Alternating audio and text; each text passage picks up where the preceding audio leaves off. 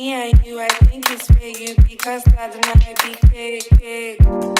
Patience is a virtue, but it's virtually useless to text me how you feel. The feeling's mutual. Come see me, girl. Come see me, girl. Come see me, girl.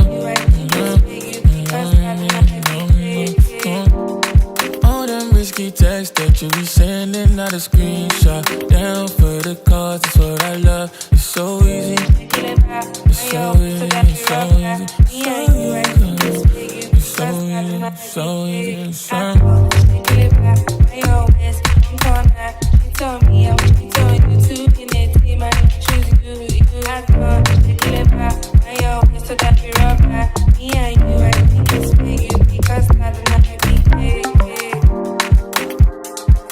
Pineapple juice when you FaceTime me. You need a man with his head screwed on.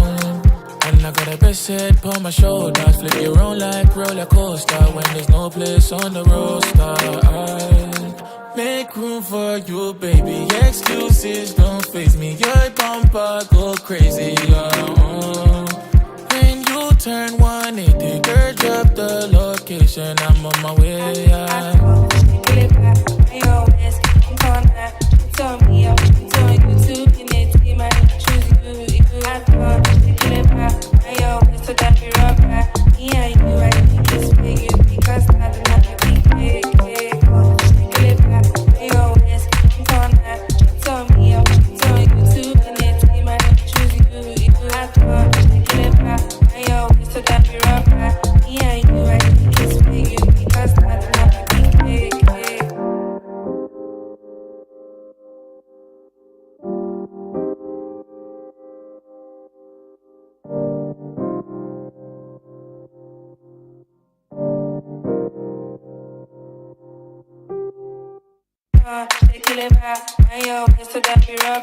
Me and you, I think it's fair. You because that and I be fake. Patience is a virtue.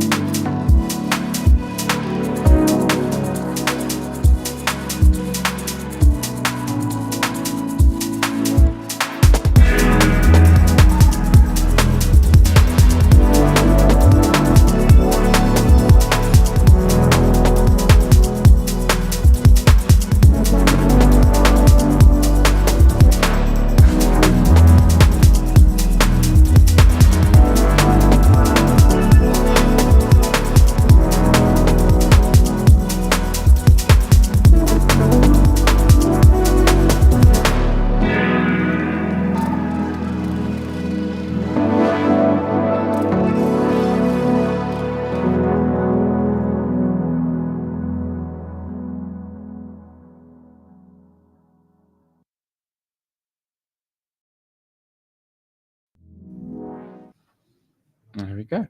And we're live. There we go. Awesome. Well, Daryl, thank you for being able to join me. This is now our third episode of the Great British Builders podcast, where we're being able to talk to the greatest developers and founders working with us at the London Build Station and building for the Colosseum Breakout Hackathon. Today, I am joined by Daryl, the founder of IRLs, who's been with us for a long time, one of our core super team members, been able to build with us for the previous couple hackathons, and the awesome tech has evolved. I don't know if you can see it's on the table here. We've gone from having a big plaque and a massive chip into now something that's chunky. In the sticker. Yeah, absolutely. And so why don't you tell everyone a little bit about what IRLs is, and then a little brief bit about yourself before we dive into the full story. Perfect. Okay, yeah. So I suppose at the core, and to keep it brief as the intro, IRLs is technology that hopes to sort of solve the proof of personhood problem. So you're attending an event, gathering that data and proving that you were really in attendance, and then stringing those kind of data points together through our hardware, the chips, which essentially are cryptographic NFC chips, which generate a new URL every time they're tapped, which is very tricky to do. But when it's done, it means that you can't game the system, you can't share the links online, and it really means that you have to be there to participate. Yeah. We're using it right now. So at London Build Station, whenever you're coming through, if you're tapping in when you're arriving, you're getting your little digital pass, and that's being able to keep a track of your score so you know what merch you're going to be able to get. Yeah, have you got a visual there? I just collected my full stamp today. I missed mine yesterday. I was like absolutely livid when I found out. There you go. So if you're looking right there, every time you tap, you put in your, and the best thing as well, it's all collected by email. So we built this system that basically allows, which we could really only do on Solana, allows you to claim by email, which is really clever, makes it super inclusive. So literally there's none of that friction or onboarding issues that, usually when you go to experience Web3, or certainly back in the day, from 2021, 22, you used to get to that point where you're interested in getting involved in Web3, and then bang, you've got to get a wallet, you've got to learn what crypto is, you've got to get your credit card out, and then you've lost 90% of the people. Yeah, no, they run away. They're like, I don't want to do this. Yeah, and I've been through that journey. Yeah, exactly. What's the seed phrase? It's really just a password, but we've got to call it something else. And people are just like, oh. So the whole point here is we're building to onboard everybody and anybody who has an email address, essentially. And if you have an email address, you tap and you can start collecting immediately. You don't even need to think about what blockchain is or what a collectible is. No, and it really works well. It's super smooth. We've been able to use it not just like here at Build Station, but our co-working Fridays that we do it at.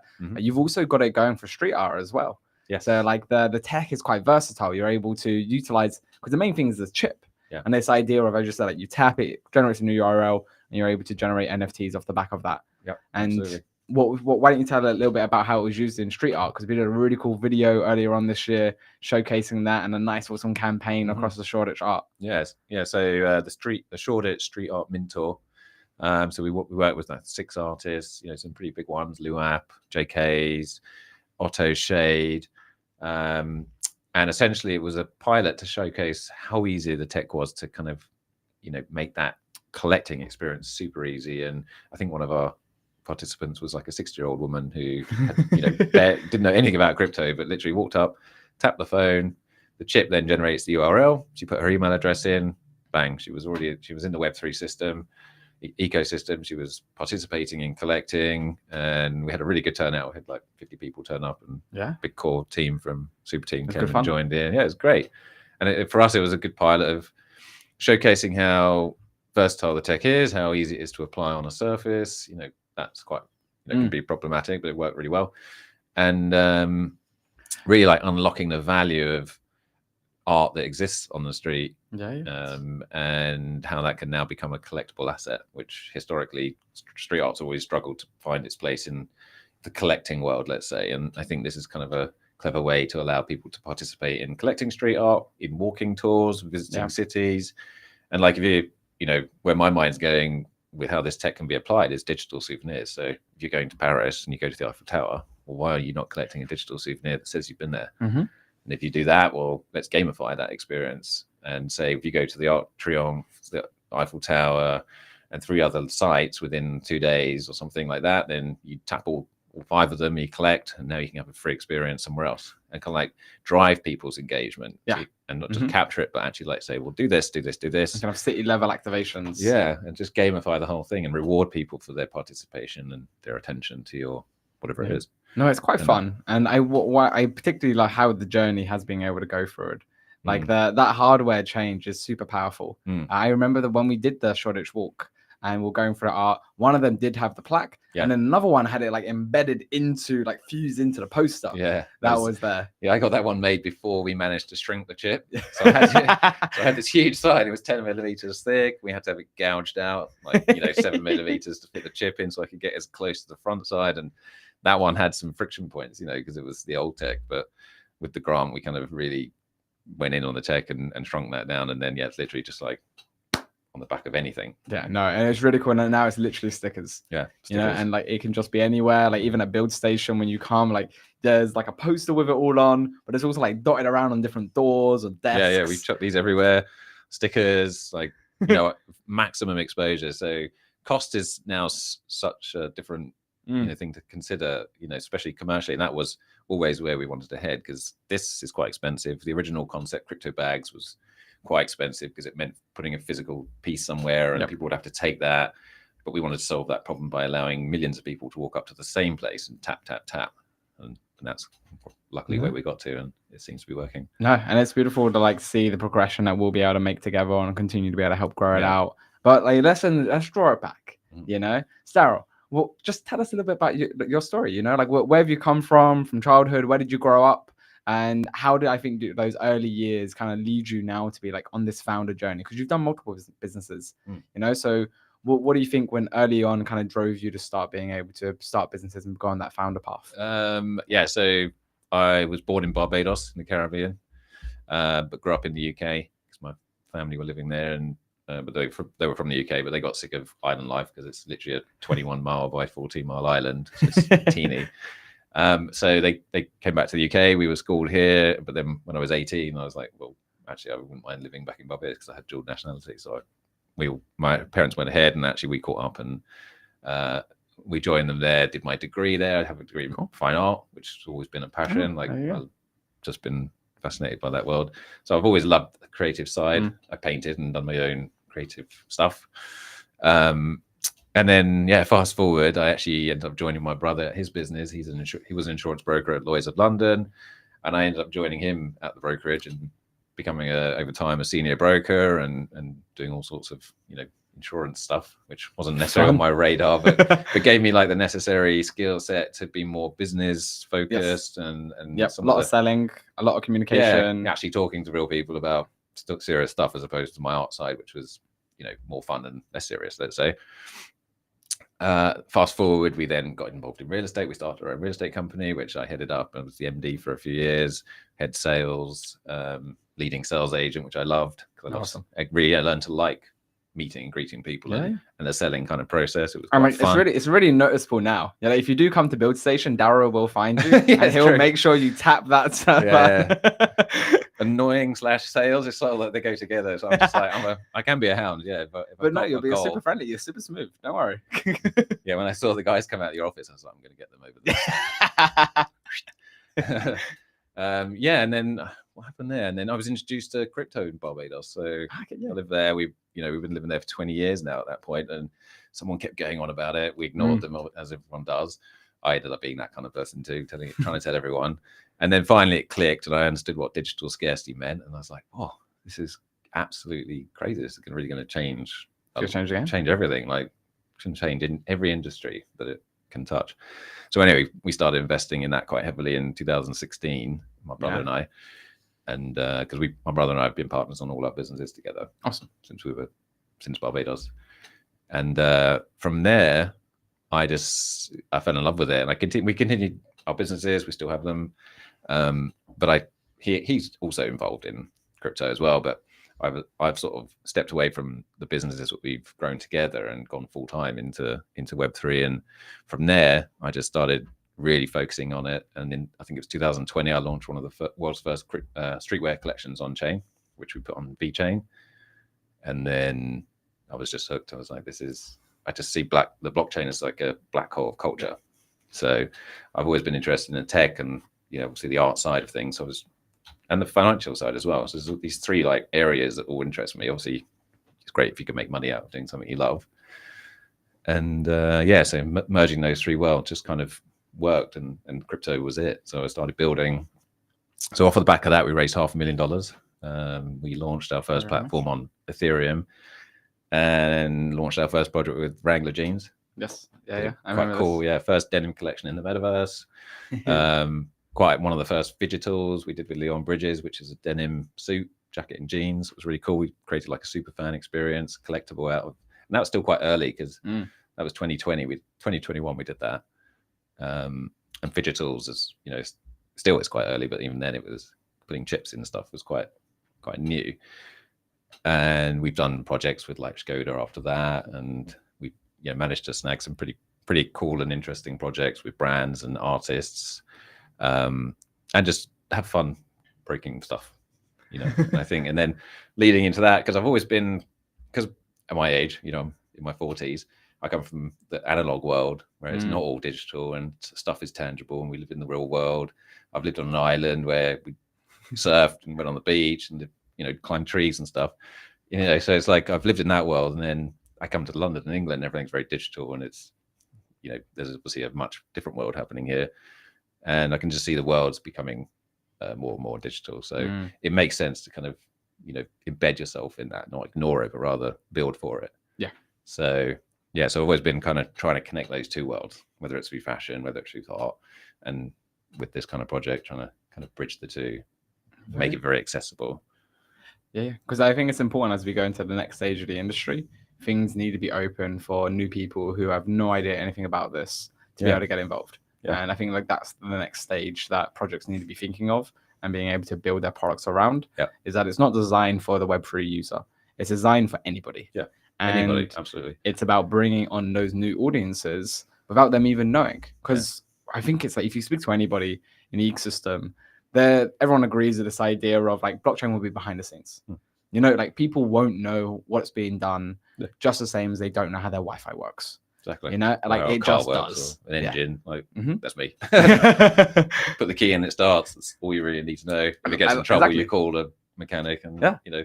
And like all the blockchain is a slightly better technology. Yeah. You know, it just does it as a ledger. It's a better ledger. Yeah. And being able to build stuff on top of that is just needs to be done in a way where you're pitching it and framing it as this just does it better. Yeah.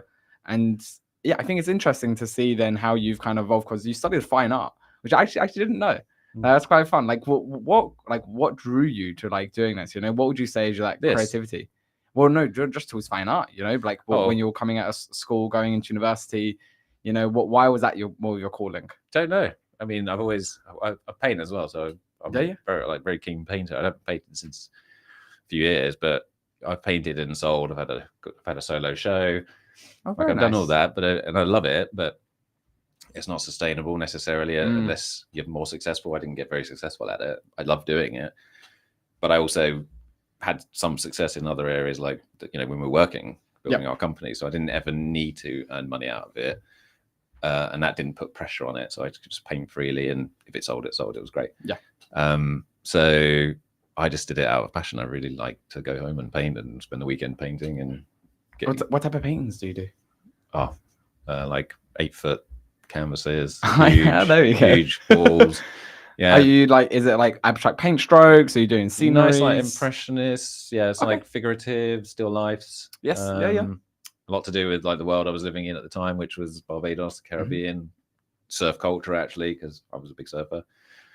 Very colourful, kind of like Van Gogh style. Expressionism, bit of a mix. Is there one that sticks out to you, like that it meant a lot once you created it, or while you're going through it? I kept it. Yeah. Awesome. It's called Balcony Choice actually. So I've been very blessed where I lived in Barbados. I've always had a really interesting place, because back then as well, rents weren't particularly expensive. You pick up all kinds of cool stuff, and it's 365 beaches, right? So wherever you go, you're basically looking at the sea. So it sounds more impressive than it is, but I had a really nice place on Sand Street, it was called. So my first collection was called the Sand Street collection. It was just full paintings of my apartment, which is overlooking the sea. Oh, cool. With my surfboards and all my dogs, and like everything within. Anyway, so the first one I ever did, I never sold. I gave it to my parents. They have it in their house. Oh, cool. And yeah, I had a load of offers for it. 'Cause it is one of the best in that thing that people would like. Because there was a point where they were selling quite well. Because I also had that network of in the insurance side and somewhat in the real estate. I had all these clients. So almost like I ended up doing commissions for some of the homes I'd sold. I was like, sometimes I close the deal, I'll be like, throw you in a painting, and they're like, all right then. Yeah, throw you in a painting. Yeah, really, yeah. So like, I did a painting for Sir Cliff Richard. Like, he's got one of my, because he used to have a home in Barbados.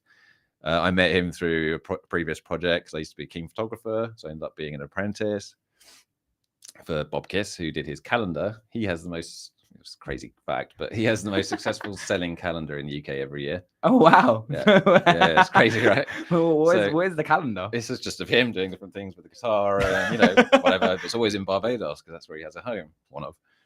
And I ended up being the apprentice on one of the shoots because I was apprenticing this guy Bob Kiss. Anyway, met him. We hit it off because he's a cool guy actually. Yeah, super cool and nice house. And he learned about the art and he's like, "Oh, could you do a commission?" And yeah. Nice fee. Yeah, and I was like, yeah, definitely. So I just took a photo of the area and did this painting, and even when he sold the house, he left most of the art, but he took to that painting with him. Oh, very cool. So yeah, I don't know how the rest evolved, but basically, it's a creative. I like being in a creative world, and I think tech is a creative outlet as well. It is. So you have to be problem solving. You have to connect the dots. Yeah, especially where you're innovating. Yeah, you're at the kind of the frontier of what's possible. So you've got to be able to see what other people can't see. I think that's a lot of where creativity comes from, is that you have your perception, you have your kind of vision of what, like the whole point of why they see your artwork as more valuable than somebody else, even if you're painting the same thing, is that you both see slightly different pictures. Yeah. And then you both perceive that in your own way, and then you both like put that onto the canvas. In a unique way. And I think it's the same with the tech. Yeah. Is that you're going to see different opportunities. Yeah. Like I'm not saying this is art, but I mean, in the same way, it's like there's an artistic process. Yeah, exactly. And I enjoy that, and I think that's my new creative outlet. So I don't have the craving necessarily to get a paintbrush out and get going like that. But like the Crypto Bags project, that was a creative outlet because we were creating these physical, fidgetals, hiding them in the street. The tech part really, excited me and was fun, and the user journey was sort of fun to map out, and and it's a creative campaign you get to run. So like you run it in, was it Lisbon? And then if I was for NFC Lisbon, and then you also did it with Samsung in Germany. Was it? No, we did Samsung in Lisbon. So we launched in Paris, launched at NFT Paris. Got picked up then by Rec Guy, so OSF. He was there doing his rec drinks. He saw what we were doing, showed him one of our fidgetals. He's like, love it. Can we do a campaign in New York? So we ended up doing a custom campaign for him. We hid 11 rec drink cans around New York, hid an $80,000 piece of art in it, which was one of his one of ones. Yeah, that was a winning prize. So like that really, like for me, and we had people running around the whole city like, wow, where are these things? And no one knew that, the 80,000 would be in the last one. So they were like, they'd go in like 7 minutes, 5 minutes. People were leaving the conference, running across town. I was just taking little photos and leaving a little riddle, and they literally get picked up, and then from there, then we got Samsung, and we did a big thing with them in around NFC Summit in Lisbon. And then again, but with that project, we hit that kind of roadblock of these were physical things we were putting in the street. So imagine this was one of them. We'd put that on the wall. This has a chip in it. It'd have instructions on how to tap and retrieve the digital loot, the crypto loot inside. But that would be it. They take it off the wall. So the scalability of it in a corporate sense was restricted. So, and I think that was interesting when you talked to me about this with like something you learned that through with Samsung, and they were like, we want to do more of this, and you were always like, how do we scale? How do we take that to the next level? And then that now led to being able to like slim it down and change it from, rather it be one product that you get, it's one chip, and then that chip can be tapped multiple times. Exactly. And it could be, you can change what it dispenses, what it shows. So like the asset can be music, it can be meme coins, it can be stamps for attendance that can gamify a larger experience and put them all together. And that was again like a fun experience trying to solve that that one problem of scalability Mm. and say, well, hang on, how do we change it from one piece being taken off the wall to an infinite amount of people arriving at the same point Yes. and tapping over time? And then that allows us to be perfectly like globally scalable. And I think it's interesting to just like constantly think about, okay, well, how is that being used? Because you also had like this identity crisis between either being IRLs or street mint, Yeah. where it was like this. So yeah, the IRLs are the branded ones for like the events and like for tapping in and checking in and that like proof of person for attending the event. And then the street mint was then for the artwork and the street art that we'll talk about earlier on around like, hey, this is how you can be able to tap into it. Fundamentally, it's literally the same product. Yeah. You know, it's just, but it has so many different applications across it. I know, and I still have that identity crisis. I would say it's solved because there's the art side of me pulling me towards using this Of course, for good and for the arts, art distribution, if you like, and empowering artists, which is, and there is generally still been like my an whole opportunity journey. there. Yeah, You know, like totally. because you earn transactions and every single time someone buys it. Yep. So you have a piece that starts selling well. Yeah. You know, and that's on the wall. Mm. You know, it's not going anywhere. No. You know, and is there a level of like protection over street art as well in certain As areas? in, like that- the walls won't get painted Yeah, over. Yeah, uh-huh. I think there's like an unspoken code within certain areas. Like I've heard, actually, I spoke to a few artists. So the launch we did in Shoreditch, most of the artists are actually from abroad, but they base themselves in London and they've become quite big names, certainly in Shoreditch and the areas like OGs of the Mhm. street art world there. But like Otto, who's Spanish, he said, no, it's JK, sorry, as well. He's got like pieces in 27 countries. And he said that in 90% of those countries, his work would never be touched.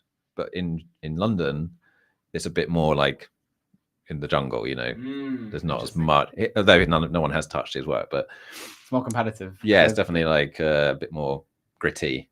And so, yeah, there's that risk, but so far so good. Even after the launch of what we did with the Shoreditch Street Art Mentor, people are still going up and tapping, and that's quite a hard problem to solve as well. You're basically putting a mint station or a sign in the street that anyone can access and anyone can see, and you're trying to, with your small amount of space you have, convince them to tap this thing and collect a piece of art, which is a digital collectible, which they probably have no clue about what a digital collectible is, all within like an A3 piece of signage. And we've had a really good sort of reaction to it. People continuously come in, they're obviously willing to read and explore it and dive in. And I think at scale that's kind of, and I think as well because you can tap and claim with email, so Yes, it's important. immediately that problem doesn't exist. And at scale, I think that's a really good solution for, you put that on the Alpha Tower, you put that on sites around the world, and people are just going to be tapping and claiming And with ease. It's interesting to see.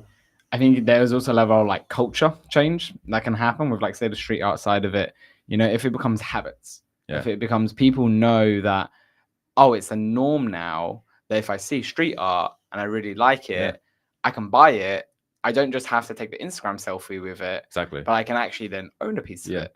And I can then have almost like this map of a city, and I own a bunch of different walls on that city. Yeah. In a sense. And they're tradable, right? So they're an asset. So you're taking a gamble on, I don't really want to throw in the speculative aspect of it, but there always is that when you're dealing with So you found an digital early art. Banksy. Yeah, exactly. if you were, because you also know the number, right?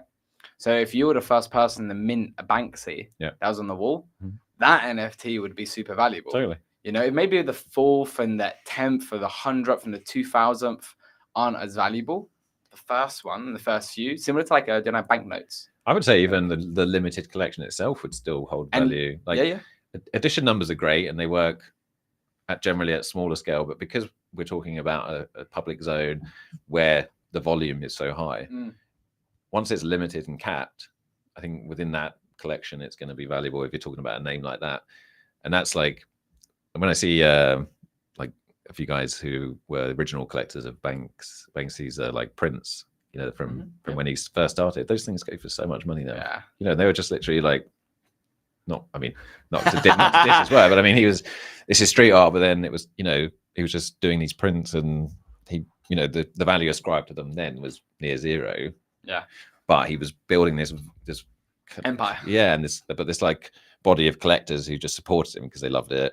Yes. And it's similar, I think, to now, like younger generations as well. They get it straight away. You know, the streets are obviously roamed by everybody, but it won't take long before, especially if this can roll out in more places and more visibility. But young people, they just rock up and use it. And for them, digital assets and digital ownership is second nature because they live digital native lives. I'm like, they were used to buying things online. Yeah. You know, so in Fortnite, in Roblox, Exactly. all of the games, you know, even in like things like Minecraft, where it's like, it was, I think it was super interesting, like, see how the value of those became so important because that's where your time is spent. So like people would spend thousands and tens of thousands on Fortnite skins because they would spend like 6 hours a day in the game. Yeah. And so the skin would be their clothing, you know, be representing them in that world. And like, I used to play Fortnite, and I knew if I saw someone in a skull costume coming at me, I'm gonna shit myself. Yeah. No, because like they got that very early on because it was a limited edition one, only sold on the first Halloween. Yeah, And like, if you were there and you got it, you must be good. And so it gave you this like air of power, you know, like when you're in that, and like I think that's what gravitates and like well, it's social capital. It's social capital, and it exists in the real world already. Of course, everything we own or wear or show or present ourselves with, that's generally around social capital. And the same philosophy lives in the digital metaverse. It's just there's no one there. There was in 21, 22, you know, it was booming and everyone thought we'd all live in 23. They thought we'd all be doing like work across the world, sitting there with a bored ape on your head. You know, it happened for a little bit and then obviously the bubble burst, but inevitably it is where we're going. We are going into a metaverse and it'll become better than it was then. And I don't know what's happened to like other side and that kind of stuff. It was interesting. I was listening to one of Mark Zuckerberg's recent podcasts, and he was wearing his Ray-Bans glasses. Yeah, that was there, and he was saying that I think within 4 years, the glasses tech will be there.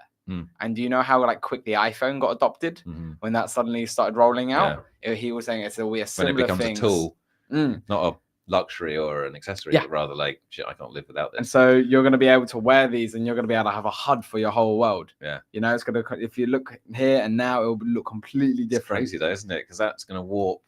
It will every reality. Like we look out, it's real world. There's no digital layer or interface, but the next generation, that will be their natural go-to, and having icons here in the corner will be, you know, and it's where like the blockchain technology gets so much more important.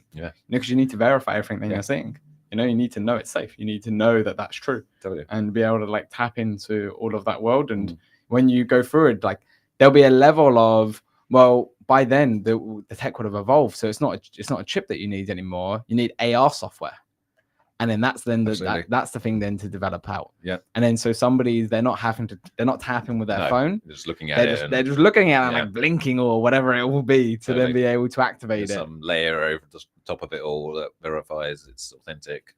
Yeah, and it all just like smooth, clean. So it's interesting to like see how that like world will start to change. Yeah, and I'm fully aware of those kind of potentials as well. I know that the physical digital interface of a hardware is, I think, certainly present today and innovative now and the best it can be, but we've always got to be looking at what's coming next, because this will become outdated very soon, you know.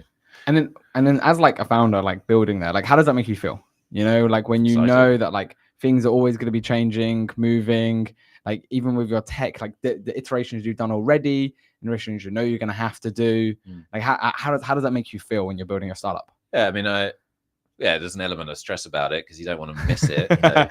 You can't sit down for 5 minutes because you look away and some young nippers come in and like, build something with AI in 5 minutes. Luckily, this is hardware, and hardware is a lot harder to compete with than just pure digital code software. Exactly. So we have a slight advantage there. There's a lot of experience. I've been doing this since 2019. So like I'd say we've got a little edge on us. But it's also level of brand as well. You know, equity that you're able to build. Yeah, exactly. So people, they want to use an IRL. They don't want to use someone else's. Yeah. But I do think like it's a competitive world we live in, and you've just got to stay sharp. Always think about how you can improve your product, basically. And I think that you know, if you're always looking to improve it, you'll naturally come across a better solution, whether it's the best, I don't know, but you'll always be improving. It's kind of like Steve Jobs and Apple, isn't it? You know, he was never really, he never sat still.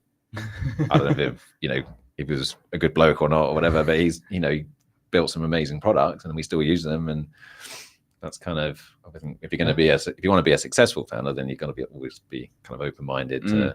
It's why, like, I used to be a Bitcoin maxi. That's kind of how I got into the space. And then I quickly learned that being a maxi in anything is generally the wrong attitude. Yeah.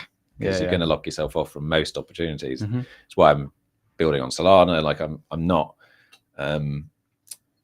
basically I'm trying to find the best tech for the problem. Yes. Yeah. And I do have a loyalty to Solana, of course, because I'm here and I'm building, but like it is the best, it's the best blockchain for this, for this product. So yeah, so I think you just got to stay open and kind of build with knowing that you're going to be disrupted pretty soon. And just even like take it like away from just the product itself and back to into yourself. Like when you talk about staying sharp, you know, how do you keep yourself sharp? You know, so you're constantly like moving, like you got a family to look after. Like you were telling me just before the podcast, you're working out there in the morning. You know, what keeps you sharp so that you can make sure that you're always kind of like coming up and turning up today at your best? Because you do have like a very high energy, and I really love it. That you bring like good energy into the space when you're there. Oh, so, thank like, you. How do you keep sharp? Well, I must admit the energy's, I would say, natural to some degree. Like I've always been a bubbly, happy person. It takes a lot to like knock me down or make me unhappy. So I don't know what that is, but that's obviously lovely. But to maintain that, I notice if I don't exercise, I'm done. Like, so exercise is my fuel. Yeah. So how I fit that in with a family. So I have a 2.5-year-old and I have another baby on the way in like 6 weeks. So like you have to regiment your routine. You have to be fixed to it. So I'm up at 4:30. I work out. I've started going to a gym in the area. And I do a couple at home as well. And I'm like, what's your workout? We'll just stay on there for a second. Yeah. Like what are you doing? Weight training. Oh, HIIT. Okay. Yeah, love HIIT. Yeah. Oh, there you go. Calisthenics. Basically anything that's high intensity. And I don't really like long runs. Not really too like that, but not really weightlifting. Love pull-ups, dips, compound exercises if I'm going to go a little bit heavy, but mostly quite intense workouts and quick 45 minutes. Yes. I don't want to be there all day. I just want to get it done and get out. I enjoy it. Like I go to this one called One Rebel, and there's a person there that just shouts at you, gets you on and off the treadmill, and then you're like, you know, go, come on. There's like music, like you're in a house club. It's brilliant. I love it. I just found it recently. Like, but I go there and I do my 2 at home. I do 3 there in the gym. I do 2 every other day. Oh wow. Okay. I do 5 a week. Yep. And then I get up. Then I get home and I'm wide awake, basically ahead of my son, who's super active. He wakes up at 7:30 and he wants to go play immediately. So if I don't get out of bed and I'm laying next to him, I can't put the fuel in to get him straight out of bed. I may do, but it's better if I'm just out ahead of everything. I get some work done. I get my emails out of the way. Get breakfast and get the table laid. We have breakfast every day as a family. Nice. Dinner every day as a family. Oh, that's right. I work from home most days, so sometimes we do lunch if I'm not crazy busy. Fitness and family is fuel. Because I think it's really important for founders to think about, you know, like where do they get their fuel from? Because a lot of the time, like you're firefighting, you know, like as the founder, you're the person who has to figure out the solutions to the problems, and the problems are coming to you, you know, and you've got to then be able to maintain that. You've got to have this like battery life that's able to sustain that. And so you need these places to recharge you and refuel you so that you can keep showing up, not just for yourself, but also for your team. Yeah. And then, but as you said, like the family is also important, you know, you got to make sure you're still showing up for them and being able to make sure that they're the most important people. Definitely. You know, and like being able to make sure that all your energy isn't being sucked away by the role that you're doing, but also being able to be given back to them. It's like it's a two-way street. I think that they fuel each other. So you have a family, you have a role, and whether even if it doesn't matter if you're a founder or whatever, if you're an employee, if you want to work hard because you want to succeed. Most people want that. And so success is either money or whatever, security, because that then funnels back to having a nice family life, which, and then you want a nice job and success because you want to have a nice family life. It kind of works both ways. So yeah, I think if you're decently grounded and you got goals, then You can be able to keep you going through. yeah, exactly. And I'd say one other thing as well is having a good mentor. Yes. My brother has always been a super mentor for me. He's Awesome. he's 3 years older, but he's always kept me kind of like, he's like the harder working. He kind of instilled that quality in me. Awesome. Yeah. And I think finding someone you can actually just like bounce out, like we call each other, we'll say anything to each other. There's no secrets or anything. He's the one person I'll tell everything and same back. I think that's really important to have somebody. I've like best friends as well, having good friends, being able to let go. You know, I'm not the perfect angel either. It's good to go out and have fun and let your hair down, and that's quite important too. And just try and balance it all, I suppose. Yeah. No, and like, what would you say is then being like a really powerful thing for you and your brother's relationship? You know, like how did you develop that like closeness? Because like that's not always true for a lot of people. No, it's not. And you know, I think it might not have gone that way, but we ended up working together. So after I did my after I did my degree, there was no obviously job prospects. Hey, find out degree, come on. Yeah, exactly. Oh, right, no job, no jobs in the art world then in the Caribbean or in Barbados. So I was like, so he said, come and join me here, and so you know, and I came in as like basically useless. I literally didn't ever know how to use a fax machine. And he's like, this is how you call. And this is the day, this is the days of fax machines. That shows you. So like, he's like, you pick up the thing and you beep beep beep, and you put the paper in. And I was like, oh, all right. So yeah, and then obviously it all evolved, and we had laptops everywhere and offices and stuff like that, and it grew. And yeah, we fought like crazy, personally and professionally, because I have a different approach. He has a different approach. We're brothers. There's natural conflict, also probably natural competitiveness, but not so much. Like he just generally, because he was older and bigger, and I'm not necessarily the most competitive person, so I don't mind actually being a good number two. You know, I don't need to be like the top, as long as I'm doing well and happy. And but so there was like a bit of conflict, but then over the years we just worked that out. We fought. And in the end, we just literally became best friends and good partners. Awesome. And there was never like, he listens to me, I listen to him. We both bring valuable opinions to the table. And that's quite empowering as well, knowing that 100%. You're, you know, whatever you're doing together, there's a real opinion, and whatever you, if you say the right thing, it will actually go into action. You know, and I think most people want that as well. Want to make an actual difference. So yeah, I'd say find a good mentor, find a good partner.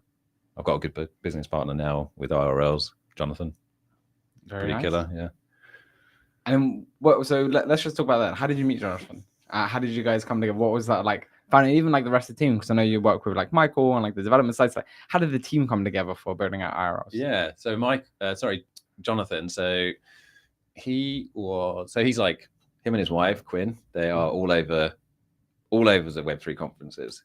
They are like, they bounce around. They're an awesome couple, young, good energy, and he had come across crypto bags in New York, and his wife ended up winning one of the prizes. Oh wow! Okay, yeah. So interesting. They experienced it, and I'd met him actually. So Sean, who was my Wrangler client, he introduced me to him in Paris, NFT Paris, and I was starting this crypto thing that day. Like I literally just been running around the city, and I didn't tell anyone because I wasn't telling anyone else. It was me.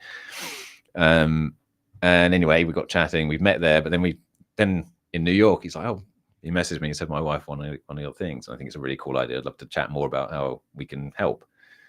And we jumped on a call, and that was it. We just ended up kind of like talking about how the physical was a problem with it being one. You know, he kind of brought that energy to it. He's like, because he comes from the conference world. He helped set up a NFC summit in Lisbon, right? He's one of the organizers, so he has a background in that, and you know, he came from that world. So he said, well, if we could do this, these doors could all open. And I didn't really have my head in the event world at all. That's not really where I was going. I was going more for Crypto Bags was a project in self-sovereignty and giving crypto in the streets to help onboard. I suppose I was there, but it wasn't like in the same way. I was trying to help. It was about like branding activations, marketing, gamifying the onboarding experience. I was trying to get people involved in crypto in a fun way. And so finding a physical thing in the street that looked like a Bitcoin bag that you tapped, that gave you a private key, that gave you real Bitcoin, was my version of onboarding people. But again, it wasn't scalable, right? But I loved it. It was fun. It was a creative outlet. It used all my tech, and I just did it personally. And then he's like, I could see brands really liking this. And then we just talked. And then we're like, okay, well, let's do this. What do we call it? And we came up with the two kind of brands, and that was it. We just invested in it, put some money on the table, and then started building. There we go. And I think we started piloting some projects, learning. I think the hackathon was pretty much close to the first. Yes. Yeah, because I remember that was just after where you got the feedback off Samsung. I was like, do it. And then, exactly. we really like did the proper pivot into then the IRLs here today. Yeah. And from then I was looking for a team to like take this idea, and then we knew what we wanted. We knew how the tech had to operate. It needed to, the chip needed to generate a new URL, this kind of stuff. And it's, he'd been looking for 6 months. Really, and I had to, and then we found our devs, and they're honestly awesome. And they've been supporting us, and we've taken it from that big chunky chip to this little flexible one that can go anywhere. And so, what is now the next stage? Well, what is your vision for where we can be able to take it? Because the fact that the tech is now just a stick of that, I do think that is a real like next level for it. Like even just here at Build Station, the fact that I can have it behind a poster, not just the plaque itself, I think is a huge game changer, because I get to explain everything all in that poster, so it's very clear. And we also then get to like dot them all around as well, so they're constantly being faced by it and get to see it. Like, what's your vision now for where we can take IRLs? Yeah, so I mean, I think we're now ready to tackle the Web 2 world. The tech is now buried. You claim with an email. You don't even need to touch crypto. You don't need to have a wallet, all that kind of stuff. So that opens up our doors to anyone. So we've been working with, I don't want to say the brand yet, because I just had a meeting today. We sealed the deal. We're doing a big hotel in Hoxton in London. Very nice. And we're doing an activation really there. Cool. Yeah, it's going to be really cool. It's a great pilot. Yeah. Like they're a big name. They're owned by huge, the biggest hotel brand in the world. And we're doing 2 projects, guest engagement. So basically like loyalty and rewards, which I think is going to be a big part of the IRL side of things. Correct. Which is kind of like, again, evolved out of the tech and then seeing how it can be applied. It wasn't necessarily my first goal, even though I think it was more of Jonathan's goal, because he came from that world. Yeah. And I think it's really powerful because Web 2 data is dirty. It's easily manipulated. It's generally corrupted. You're relying on humans to enter it, then validate it, and it's got that central point of failure. So why I'm here building on blockchain is to avoid all of those issues, make it immutable, get around the central point of failure, allow that data to be backed by the blockchain. And I think there aren't many loyalty and reward programs that exist that make it so accessible, because you generally still got to get involved in crypto in some way. You've got to have an app, or you've got to have, crypto in there to do something, or claim an actual NFT that you got to have store in a wallet. And I think avoiding all that with our system just makes it super easy. And it does, like I really love that little digital stamp card now. Book, yeah, like I think that's like, it's so simple, but when it works, and it works. I know. To me, that's the first, like this building it, and we built it really we have another client that we're working on for the same thing, but there's obviously, for me, that's a huge roadmap. I can use this over and over again now. But we built it, and we would find it here for the hackathon. Like what we like to do in hackathons is build and iterate based on feedback. Yes. And so we built this like really good solution, and people are tapping it, and they're checking their stamps, and they're like, "Oh shit, I missed yesterday." And like you were quick with it as well. So I remember when I first on the first day, I tapped. I was like, "This is cool," but like I want to see my stamp card. And you're like, well, you can go to this, scan this other QR code and go to it. I'm like, no, I want to see it on it. And you're like, don't worry. Next day, button's there. And then I like clicked the button. I was like, oh, I didn't pre-populate my email. I was like, don't worry. Next day, bang, now it's there. Yeah, exactly. And then that's like the speed of iteration to be able to like make sure it's getting out there, and where and I think then being able to create that full product. Power of a hackathon is that beta testing is really powerful. And then I think that's what's allowed us to, almost like win today's client. Well, like I showed them that product. They're like, this is really good. we can do this. We can basically, they want to like engage their users. They want to be forward tech kind of appearance, which is all perfect for their hotel brand. And they want people tapping and exploring digital ownership. And so they're going to be giving away like, you know, croissants at the restaurant or coffee. Well, it's super powerful because you can do stuff like that. Yeah. You know, we're just doing like little stamp card, but because it's on the blockchain, you can like, identify anything to that. Yeah. You know, just, it could be the free croissant. It could be a ticket to like free hotel room. Yeah. You know, like it Penthouse Day is like one of the top, you know, that's kind of up for grabs. That's pretty cool. I mean, that's very you're cool. Walking around, and of course, the power of the blockchain means it can't be corrupted. And I think that's really, really important because it's a great education step as well. Yeah, it's like, well, how does this work? Well, it's completely verified by this new technology ledger. You know, so you're absolutely safe. You know, it's you can even see the transaction if you wanted to. You know, but you don't have to go that deep. You can trust the system. Exactly, and it's super awesome. Yeah, and at scale, that's. You know, that trustless part is, I think, what most people care about. They don't want to go into the data and start weeding through it to see whether there's someone messing around with it. It should just not be corrupt, you know. And that kind of offers that level of comfort for those big brands. It's very cool. And so you got this then next activation happening with a hotel. Are there any like moonshot brands or types of organizations that you're not even necessarily think would be the best commercial sense, but like just personally, you know, like I would love to be able to work with this brand or work with this type of company because it's just a love passion for that type of field. Yeah, I think staying within the creative world, it would keep me happy. Yep. Galleries, we did a really cool like activation with Stolen Space Gallery in Brick Lane. We did like a group show, and you know, it's simple stuff. It's not like crazy, but if you turned up between 6 and 8, you got a free collectible. But you had to be there, and that is a really, again, I mean, the art world, that's an actual artist Yeah. who was able to create that, and now it being featured on that day. It was a unique piece they just did for that. Yeah. You know, it's like you had like the Banksy print earlier on that we were talking about. Yeah. You know, it's like something that you wouldn't think was like, oh, it's just a print. Oh, it's just like a little collectible, but you never know. No. You know, like in the future, the artist could have done incredible things. And I think so, yeah. You had one of the collectibles, one of their first shows, and it's verified. You know, it was this time, this date. And again, you got one of the first ones, all of those, like that asset can now become extremely valuable. Yeah. It's like super interesting to be at the pinnacle of that and be able to help create those experiences for the attendees. Yeah.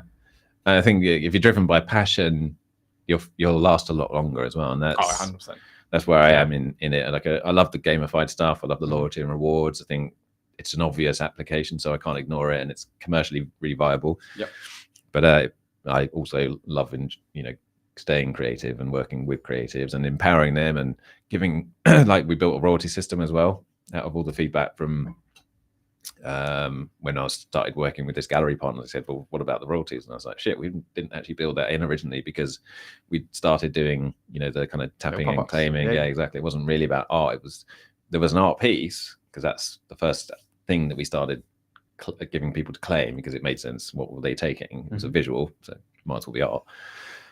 But yeah, we didn't actually build that system because it's quite advanced, smart contract stuff. But anyway, we did that for this rollout for the street art thing. And then we were like, this is, if you can give this tech to artists who are working in the street that currently get nothing for their art except for the pleasure. And now you can give them money, royalties over time in perpetuity for as long as the art's on the wall. That's the real creator economy. Yeah. And I think again on Solana that makes it really possible because there's no friction, but there's limited friction, limited cost of gas fees, so that the artist ends up really getting much more. I just thought of this now. It'll be quite fun because the cost of the unit is so much lower that you could technically sell those, right? You should Which one? Sorry, like the chips, like the sticker. Yeah, and you could sell them to artists, and the street artists could then have their own little pack of these collectibles. Yep. And they then self-install their own. So when they do the design, they finish it and they tap it, and then they put the sticker up there, and then they post about it. And it's like, hey guys, you can now complete and buy this. Well, yeah, this can actually be painted over as well. Yeah. So we've got a project with Odeon Cinema, which we're doing in Holloway Road, and there'll be 5 artists on a 20-meter wall, and for that version, we're not putting the plaques on the wall or even the signs that we've been using in Shoreditch because now that we've got it this small, we literally can put the chip on the wall and they will paint over it, and then the decal will go around it. Interesting. So there is no friction in terms of like, because at the moment it's like, how do we keep the sign on the wall? People might take it off or damage it or whatever. But if there's just a chip under the pane that says tap here and they painted tap here, that's really easy. Anyone can do that. And so remind me, how much does the chip cost now? It's about £3, I suppose. And we can, at scale, we can go a lot less as well. When buying 1,000, it's probably under £1. You could sell it for like 20, 30 quid on TikTok Shop. As long as no one watches this show. My margins aren't that good. So. Yeah. But like that's like even like 20, 30 quid for something like that. The ROI for the street artist, because if they're sort of a one-time investment, yeah. Well, because now that then they buy a bunch of them, so you do like a whole like group, and because for them it's like an investment, so they'll be buying it and then being able to for them they're like reselling artwork on top of it. Yeah. So you do the math behind like the girl math, it won't cost anything for them. Yeah. They'll make money buying it. Oh, for sure. And it's like 25 quid, get a lot more as well. Yeah. But then that could be quite an interesting aspect as you start to scale that. We talk about the creator economy side to it. When you want to like make sure you want to get it in as many hands as possible, you just start selling the chips, and then you can start because I think an interesting with TikTok Shop is creators create the content. Yeah. So what drives it is I'll be talking about like this random stuff like sweets or like these mouth strips or nose strips or whatever it is. And it's always creators who are creating the content behind it because they get a referral commission. Yeah. And that then constantly drives traffic into, you can do some ads behind it as well, just to be able to like show it a little bit, kick it off. Then the creators will start driving it. Yeah. So you can so if I am the street artist, I can tell people, hey, I've created this piece of artwork. You can come and buy it on this like stamp. And I'm also now making money off that content because I'm getting referral commission about telling other people that, and if you're an artist, you can buy one as well. So you can create this like very cool effect where feedback loop. because I'm the street artist. I'm gonna buy it. I'm then gonna use it. I'm gonna create content around using it, and I'm gonna get paid for whoever then uses my link to then go and buy it. Yeah. And because it's coming from the customer, so remember when we did the street art video, we did it from the perspective of Otis. Yes. It was his story around it because that lands better. So there will be them then, the street artists then selling it. Yeah. And that's your compound growth. That's then like where things can really kick off, and you're making margin on every single sale. Yeah. And you're making margin on every single royalty. Yeah. All the things being sold. That could be quite a fun, because then once that like goes, that's just like manufacturing, making sure shipping and logistics and all of that. Really, yeah. And then the street mint side of it can just like start growing itself.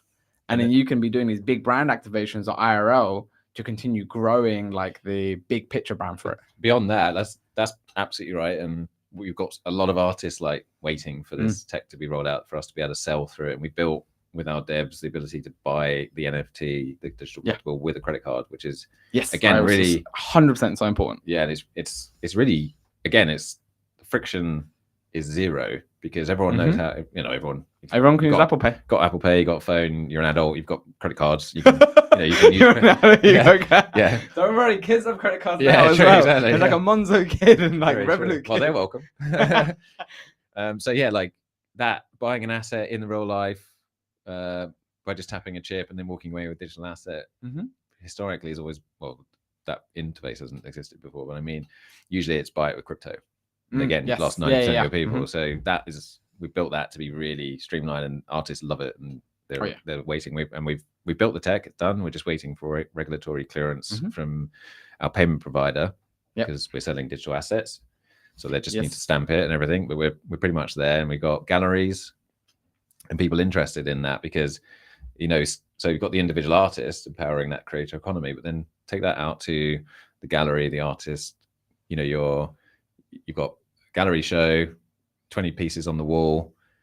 The range is, I don't know, £1,000 to £10,000, most approximately. Not a lot of people have those budgets, but you put a chip on the wall under the art, and you can now buy a digital edition of the same piece. Let's call it 50 pieces, 50 editions. You've got a younger demographic, digitally native. They don't really care about owning physical stuff anyway. like physical art. They don't necessarily have £1,000 to spend.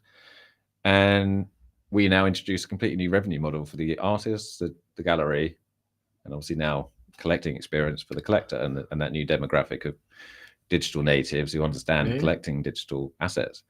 And so the artist gets a, £50 edition or whatever. It's a volume business now. It's not that, but you're not conflicting with the scarcity of the physical original, which is a one-of-one on the wall that someone will still buy. You're complementing it by adding a new genre of art collecting, which is this digital edition that appeals to the 18 to 25s who don't have £1,000 but have £50. They still want to own an original by that artist. And just like you have the prints, and then you have the physicals. Yeah. Like you're just being able to sell authentic digital prints. Exactly. Scale that into now museums. Yeah. You go to the Mona Lisa. Okay, well, I'm definitely not going to be able to afford the physical. But hey, don't underestimate yourself. But I'm in front of it, and I want to commemorate this moment of being here in front of it. Time stamped, exactly. Because it's on the chain. So I get a nice photo, great, with my friends and family, but that's not going to do a lot in terms of that satisfaction of owning something that you really like. Okay, well, I'll go and tap that chip next to it, and I can get a digital edition, and that at scale because of its importance in the art world. That doesn't need to be a 50 limited edition of 50 pieces. That's an open edition because there's going to be millions of people rocking up to get that. And then the museum can now do activations behind everyone who's got it. Exactly. And then they know who their loyal customers are. Yeah. And like people, because there's a big thing of like your purchasing behavior dictates your actual preferences. Yeah. So if I just say I like red versus blue, that's not as strong as if I buy something red versus something blue. And so you're also then like for the brand, for the museum, for the gallery, they're getting a lot deeper data on who their actual core customers are and people who do believe in what they're doing.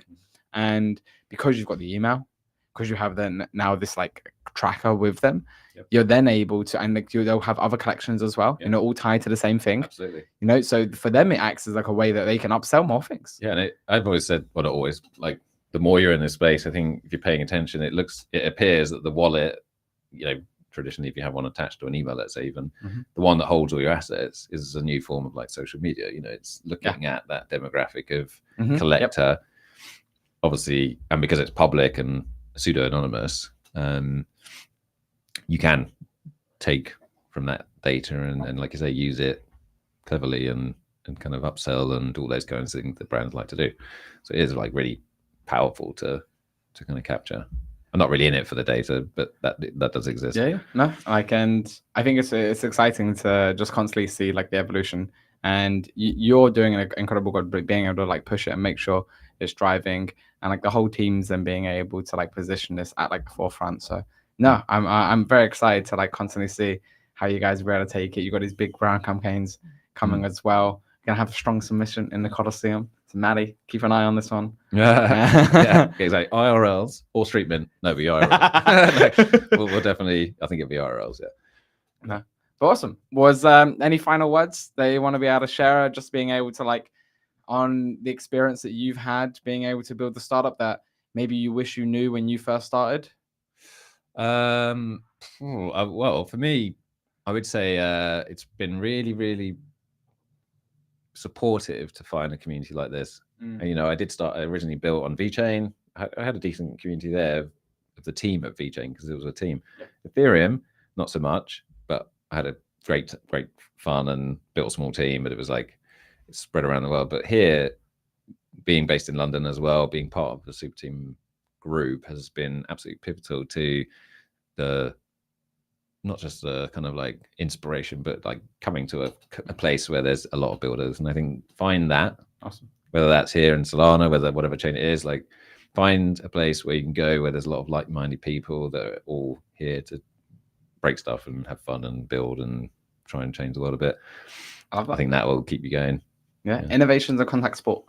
Sorry? Innovation's a contact sport. Yeah. It's a good one. I stole that from when I was in Ireland for the Super Team Ireland launch.